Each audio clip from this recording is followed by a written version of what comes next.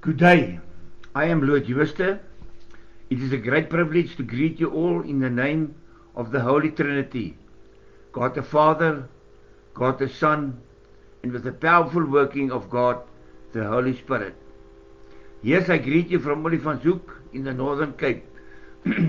Welcome to the program Grow Fishing, where the aim is to teach you how to evangelize, but also teach you the message of the gospel of Jesus Christ, as we find it in the Bible.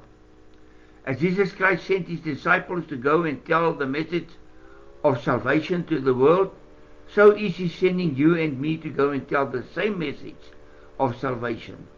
After 2,000 years, the message of the gospel is still the same and very, very vibrant. Let us pray together.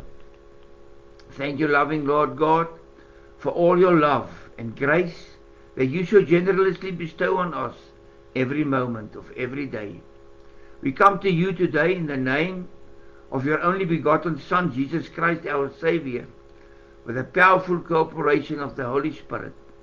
When I speak, let it be your words and thoughts. Bless us with the powerful working of the Holy Spirit, so that we clearly can understand your message. Thank you, Heavenly Father, for your love. Amen. The last 2 weeks, we talked about sharing the gospel in obedience to the Great Commission. Before we continue with a method how to very easily share the gospel with someone, I want to spend some time today talking to you about eternal life, as we found references of it in the Bible. Our scripture reading is short and sweet, taken from John 3, verse 35 to 36. I again say, our scripture reading this morning is from John 3, verse 35 to 36. God the Father loves the Son, Jesus the Christ, and entrusted all things into his hand. He also believes and trusts in the Son, Jesus Christ, and accepts Jesus as Savior, has eternal life, and already possesses it. But he who does not believe the Son, and chooses to reject him, or obey him, and deny him as Savior, will not see eternal life, but instead the wrath of God hangs over him continually.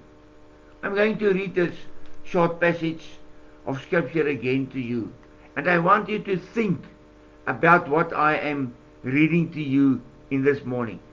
Not many people read these verses. They usually stop at John 3 verse 16 because it sounds so good and it is so good.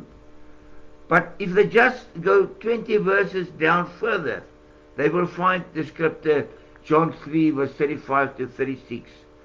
God the Father loves the Son, Jesus the Christ, and entrusted all things into his hand. He who believes and trusts in the Son Jesus Christ and accepts Jesus as Savior has eternal life, and already, listen to the next word, possesses it. Already possesses it. But he who does not believe the Son and chooses to reject him, disobey him, and deny him as Savior will not see eternal life, but instead the wrath of God hangs over him continually. If you have only one opportunity to minister to a person the meaning of the word eternal life or the concept of eternal life, how would you go around to make it as simple as possible for the person to understand the concept of eternal life as described in the Bible? How would you go around to do it? It may not sound very profound or even foundational, but that's because most people don't know what the Bible means when it talks about eternal life.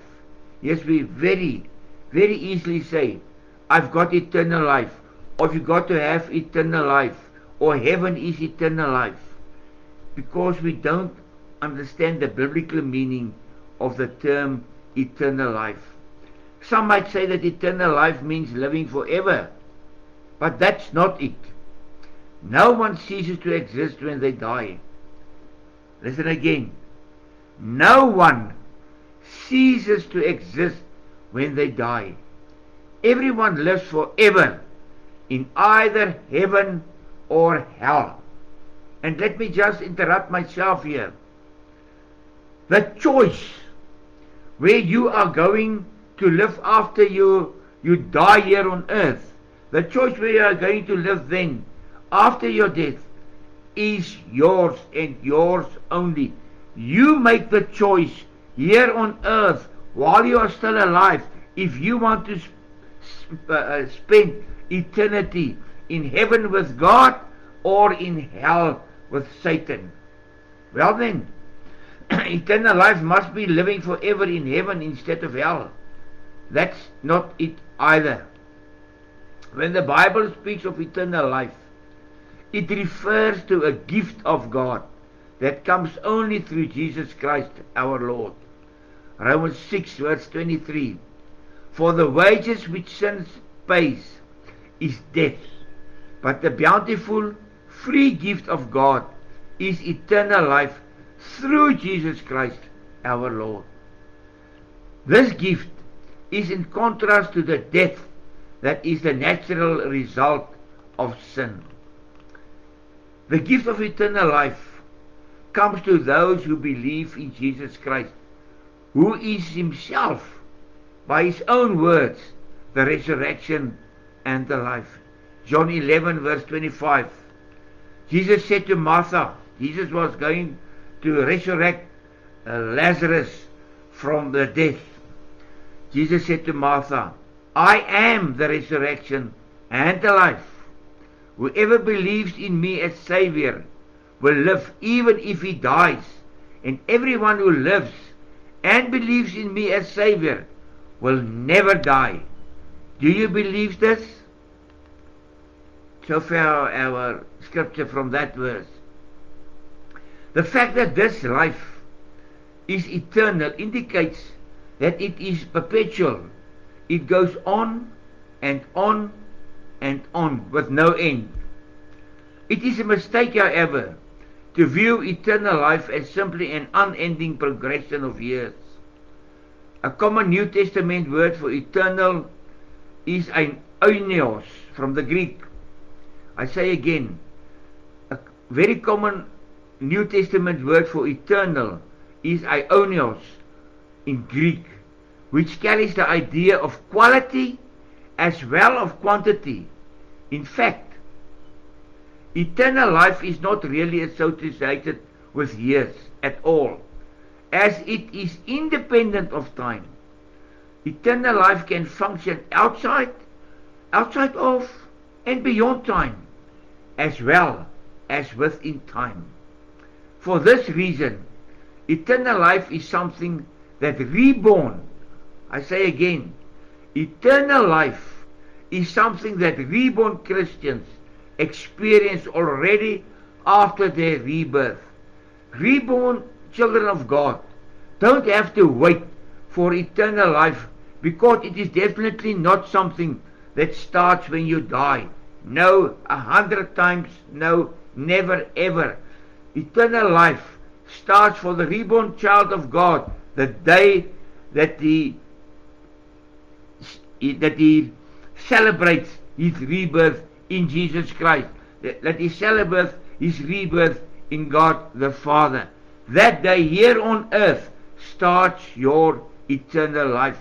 Heaven is only a place where you go after death, by the grace of God, to stay forever in the presence of God. There where Jesus went to get a house ready for your soul after your death. As previously said, eternal life starts the moment of rebirth through the working of the Holy Spirit. The moment a person exercises faith in Jesus Christ alone for his or her salvation. The moment a person exercises faith in Jesus Christ alone for his or her salvation is the beginning of your eternal life. You don't have to wait to go to heaven for eternal life. No, heaven is only on the route of eternal life. Eternal life is the current possession. I say again, eternal life is the current, it is the now possession of God's children. John 3 verse 36.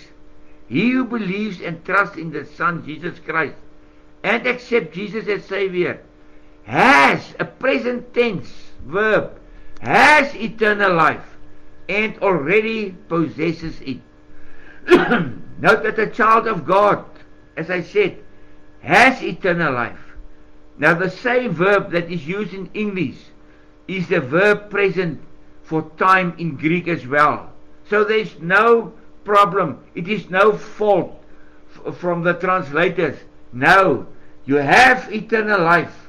You receive eternal life the moment that you commit to Jesus Christ and God. We find similar present tense constructions in John 5 verse 24.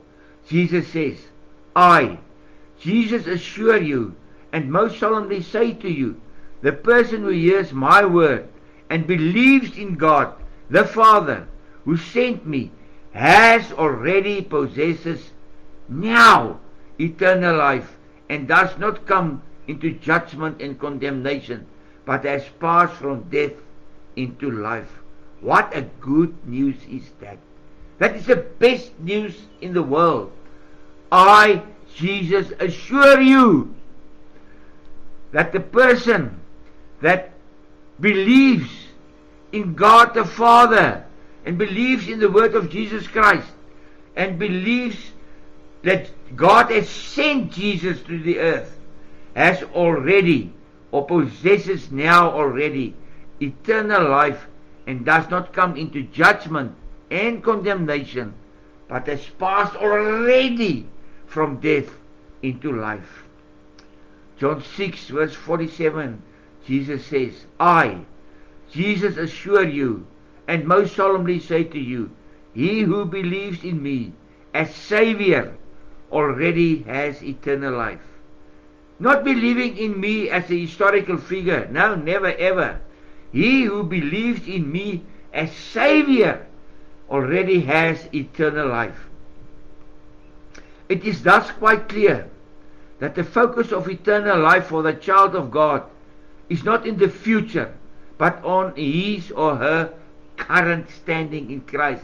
It is a now thing. Eternal life is a now thing that carries on for eternity. It describes your current standing with Jesus Christ. The Bible inextricably links eternal life with Jesus the Christ. John 17 verse 3 is an important passage in this regard. As Jesus prayed to his heavenly Father, and I quote for you, John 17 verse 3, now this is eternal life, that they may know you. It's talking of, he's praying to his Father for his disciples, that they may know you, the only true, supreme and sovereign God, and in the same manner know Jesus as the Christ whom you have sent. It's very interesting that Jesus doesn't say, and know me, but no. In the same manner know Jesus as the Christ whom you have sent. And that word know, they may know you, that describes a very intimate relationship with God. Eternal life is not only time, it describes an intimate relationship with God. Here Jesus equates eternal life with the knowledge of God the Father and of Jesus the Son. There is no knowledge of God without the Son, for it is through the Son that the Father reveals himself to the elect. Those are chosen to receive eternal life. John 14 verse 9, Jesus said to Philip, have I been with you for so long a time, and you don't know me? Yet Philip nor recognized clearly who I am. Anyone who has seen me has seen the Father. Here Jesus, straightforwardly talking to Philip, says to Philip, God the Father and I, Jesus Christ the Son, is the same.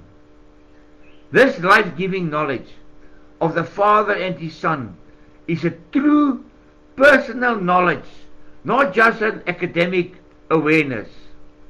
There will be some on Judgment Day who had claimed to be followers of Christ, but never really had a relationship. I say again, had a relationship, an intimate relationship with Him.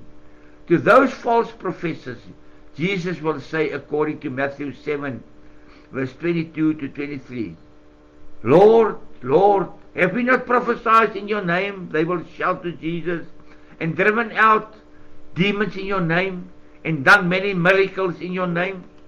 And then I, Jesus, will declare to them publicly, I never knew you. Depart from me, you who act wickedly. The Apostle Paul made it his goal to know the Lord, and he linked that knowledge to resurrection from the dead.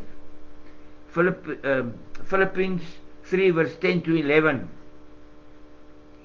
And this, so that I may know Him, and the power of His resurrection, and the fellowship of His sufferings, by being continually conformed to His death, so that I attain to the resurrection of the dead.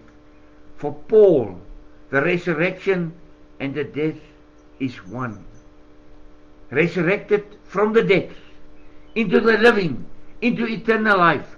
But he was also part in his beliefs. He was a fellow of Jesus Christ's sufferings. But he continually conformed to his death, because he knew by the death of Jesus Christ and the resurrection of Jesus Christ, his sins were forgiven. That was the power of relieving him from his sins by God Almighty. In the New Jerusalem, the Apostle John sees a river flowing from the throne of God and the Lamb. It's interesting, the throne of God and the Lamb. And from that throne, on each side of there comes a river. And on each side of that river stood the tree of life. Revelation 22 verse 1 and 2. Then the angel showed me a river of water of life, clear as crystal, flowing from the throne of God and of the Lamb, in the middle of its street. On either side of the river was the tree of life, bearing 12 kinds of fruit, yielding its fruit every month, and the leaves of the tree were for the healing of the nations. Now we remember in the Garden of Eden, we rebelled against God, and we were banished from the tree of life.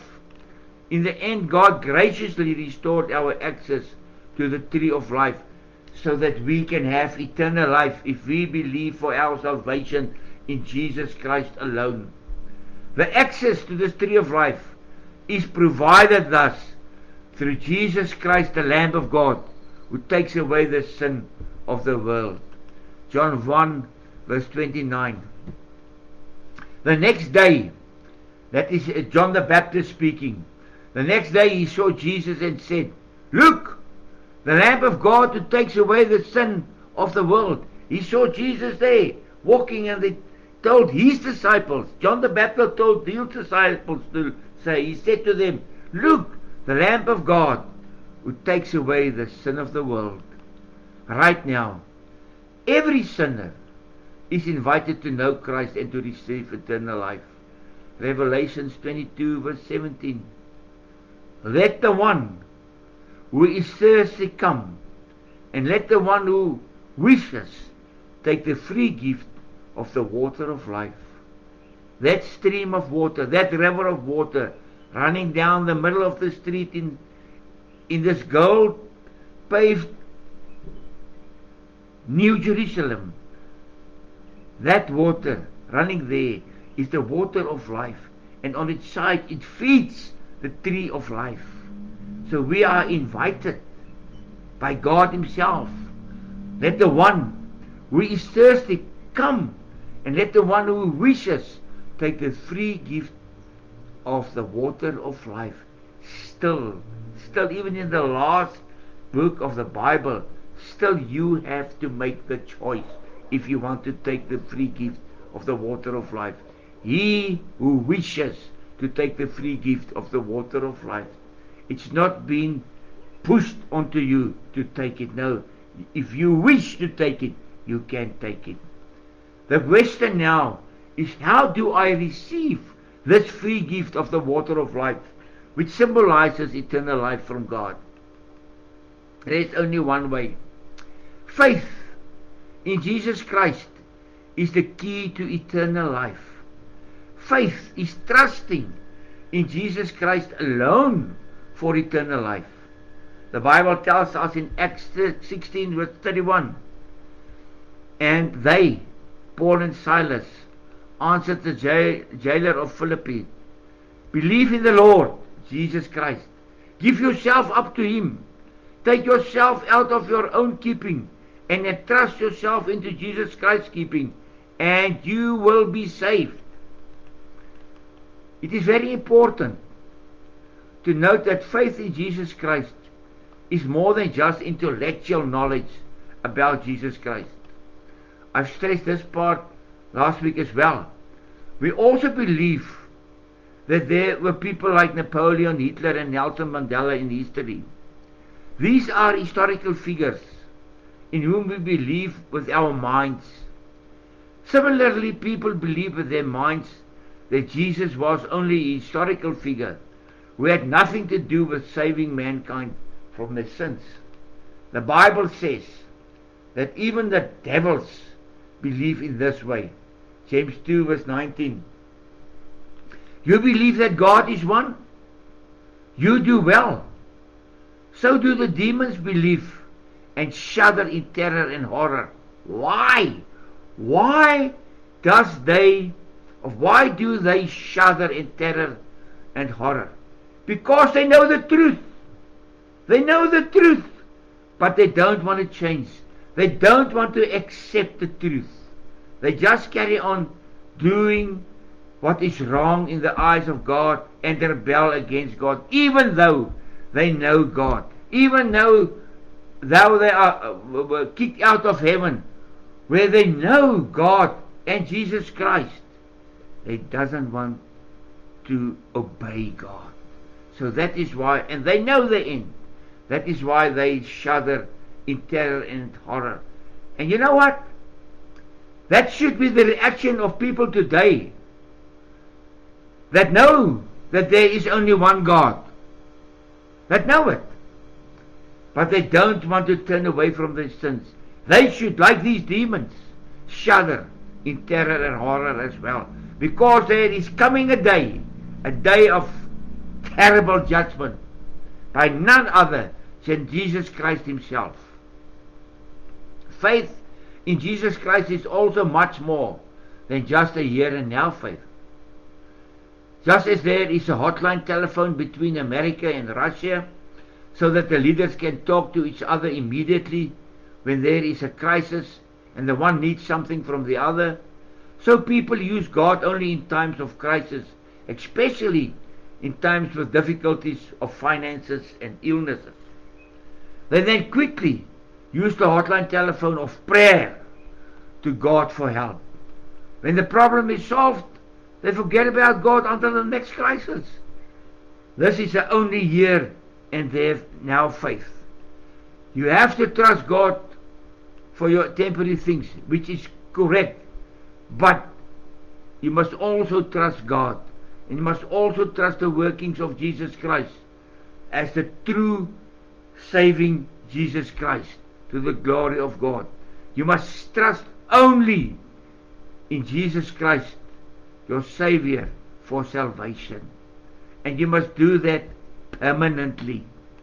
Suppose I am at the sea. It is a nice day and I go out on the sea in a small boat. Later I am so far that I can hardly see the land anymore. Suddenly, a storm breaks out. The waves break the boat into pieces and it sinks.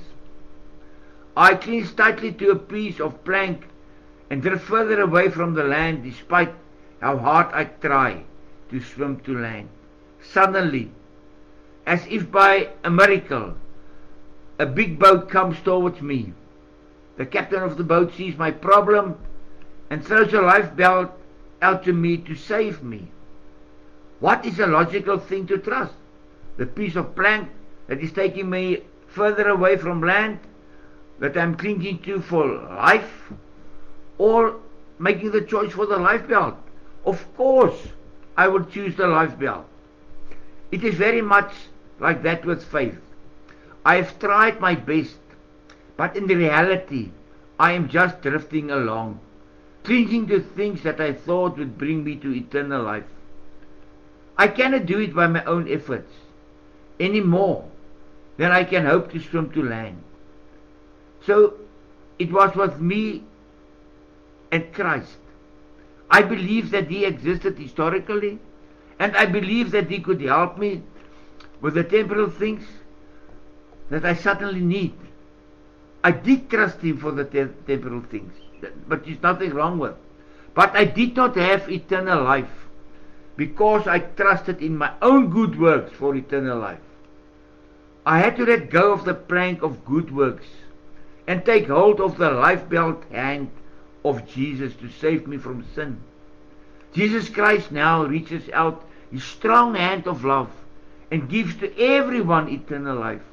Those who long for salvation from their drowning, sinful lifestyle. Jesus says in John 14 verse 6, I am the way, and the truth, and the life. No one comes to the Father except through me. Jesus invites us to trust in Him, not only for the temporary things of life, but also, most importantly, for receiving eternal life as a free gift from God, because we trust in faith alone in what Jesus did for us at Calvary. That is so important. We must only put our trust in Jesus Christ alone for our salvation. No good works, not how a good person I am, not my going to church, praying, reading the Bible, using communion. Nothing of that will ever bring me into heaven. I've only got to put all my faith in what Jesus Christ did for me through the working of the Holy Spirit there at the cross on Calvary. Faith is like the empty hand of a beggar who received a gift from the king. The beggar does not deserve it and does not acquire it either. Now, how do I receive the free gift of eternal life? The Bible presents a very clear path to eternal life and a place in heaven. This path has got a name, a very clear name. The name of this path is born again. Jesus told us in John 3 verse 35, verse 3 to 5, when He was answering Nicodemus. Jesus answered Nicodemus, I assure you, Nicodemus, most solemnly, I say to you, that unless a person is born again, he cannot ever see and experience the kingdom of God. I, Jesus, assure you, most solemnly tell you, unless a man is born of water and the Holy Spirit, he cannot ever enter the kingdom of God. The rebirth of a person only takes place under the guidance of the Holy Spirit. Under the guidance of the Holy Spirit, one comes to the realization that you are a lost sinner on your way to hell. What does rebirth involve? If you are not sure that you are a reborn Christian, or you are putting your trust for eternal life and going to heaven in your good works, like being a good person, going to church, as I said, reading the Bible, pray, helping the elderly and the sick, etc., do the following under the guidance of the Holy Spirit. If you're not sure, if you haven't got assurance of salvation, Do what I'm going to tell you now. That is the road. That is the road to eternal life. Recognize that without the Lord Jesus, you are a lost sinner on the way to hell, and you need Jesus as your Savior. Matthew 5 verse 3. Blessed are the poor in spirit, the humble, who rate themselves insignificant, for theirs is the kingdom of heaven. Confess your sins to God and ask Him for forgiveness for them.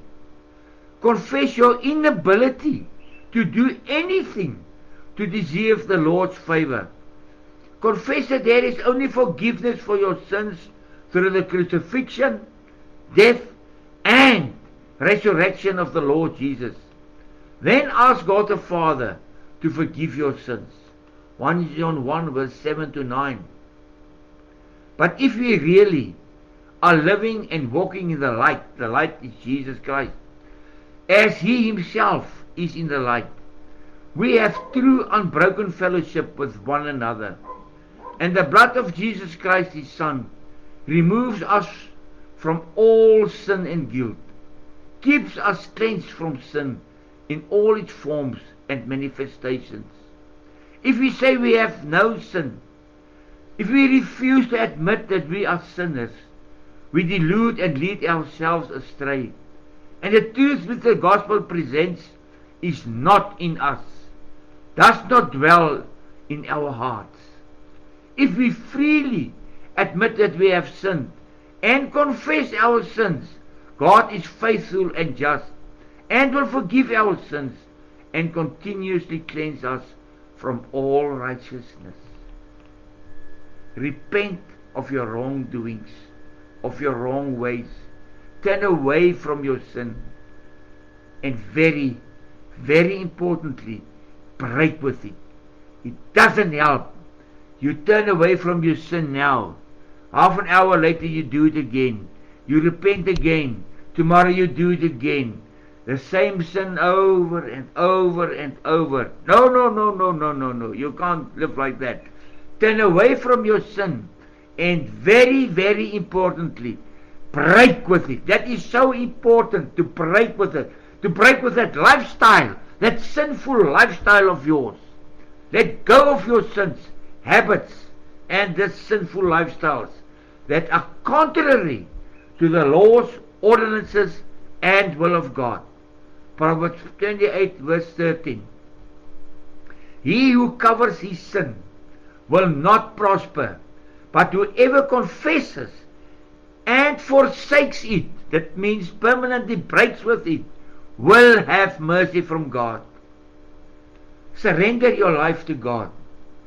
Ask God to come and rule your life and to take control of your life. Revelation 3 verse 20. Behold, I stand at the door and knock. That is Jesus that is speaking here. If anyone hears my voice and opens the door, I, Jesus, will come into him or her and will dine with him or her, and he or she with me. Believe that Jesus' death on the cross was sufficient for God to forgive you your sins, to adopt you as a child of God, and to give you the gift of eternal life. Believe that you now belong to God.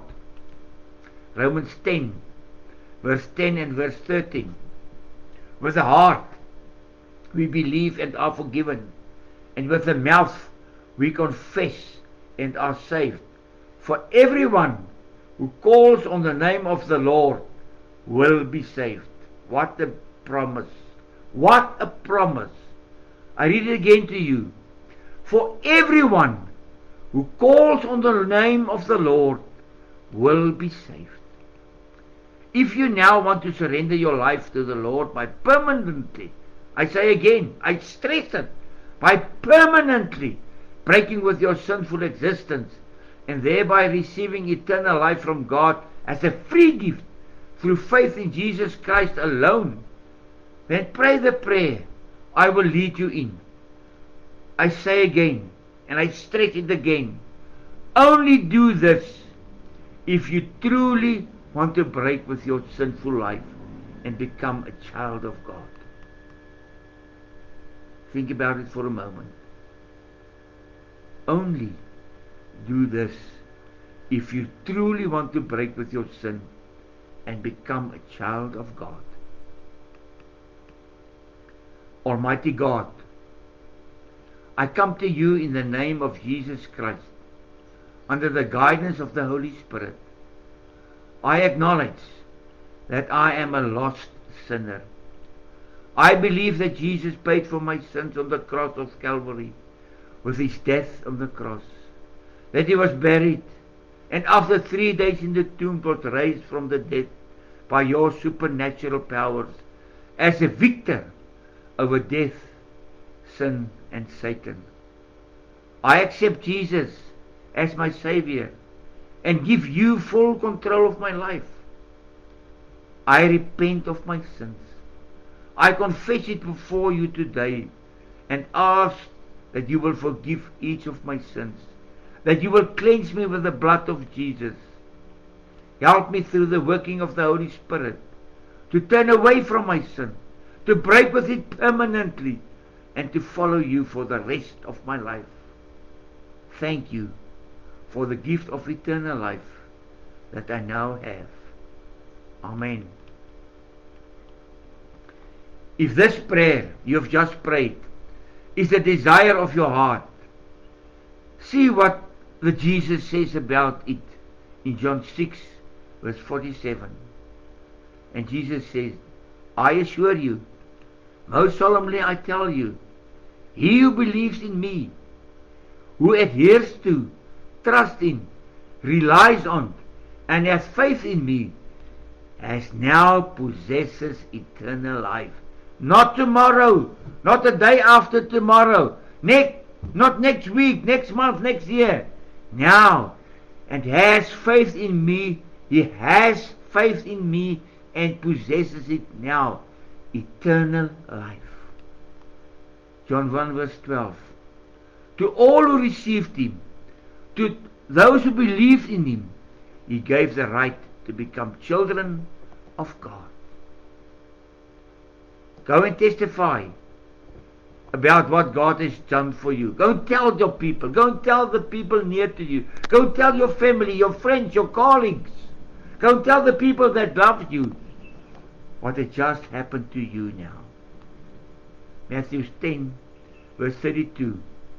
Jesus said, everyone who confesses me before men, I will also confess him before my Father in heaven. Go and live a life of gratitude to God, and do now your good works, not to earn eternal life. You've already got eternal life now, but to thank God for your salvation and the accompanying eternal life. But you cannot be like a baby. You cannot only live on the milk, the mother's milk. When you were born, you received mother's milk to let you grow. But the older you get, the more you get other food, because your body needs it. So is it with your life in Jesus Christ. After your rebirth, you need food. You receive the milk of the Bible. You receive the normal food that teaches you about the Bible, about salvation. But now you've got to grow. Now you've got to grow in your faith by reading your Bible every day, studying your Bible every day, starting with the Gospel of John. Pray to God every day. Worship regularly in a congregation where the Word of God is preached purely. Mix with fellow believers so that you can also grow in faith with them. The child of God is a new creation because he or she is born again by the working of the Holy Spirit.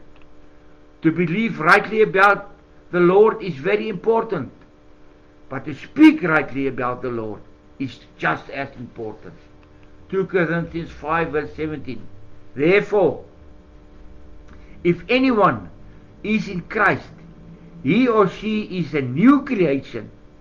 All things have passed away. Behold, new things have come. If you meant a prayer that you followed, the Holy Spirit will testify together with your spirit, assuring you that you are a child of God, and that 1 John 5 verse 13 is true of your life as well. Romans 8 verse 16 says, the Holy Spirit himself testifies together with your own spirit, assuring you that you are a child of God. 1 John 5:13. I write this to you, says John, you who believe in the name of the Son of God, so that you may know that you have life. Yes, eternal life. That is your assurance. I write to you who believe in the name of Jesus Christ, the Son of God, so that you may know that you have life. Yes, eternal life. Only faith in Jesus Christ gives you eternal life. Are you sure now that you have eternal life? Think about it. Ponder on it. Are you sure now that you have eternal life? And if you will die now, you will go to heaven? Let us pray together. Thank you, Lord, for the wonderful opportunity we had to gather around your word in this morning. May we receive grace from you, that each of us will be led by the guidance of the Holy Spirit to those who need to receive the same soul-saving message of the gospel, and thereby also eternal life. Help us to be obedient to your great commission. In the name of Jesus Christ, to you, our Heavenly Father, all the glory. Amen. I made use of different Bible translations, as well as Google Spirit True articles, such as God Questions and articles of Andrew Mobeck, to compile this message. Until we meet again, enjoy life with and for God.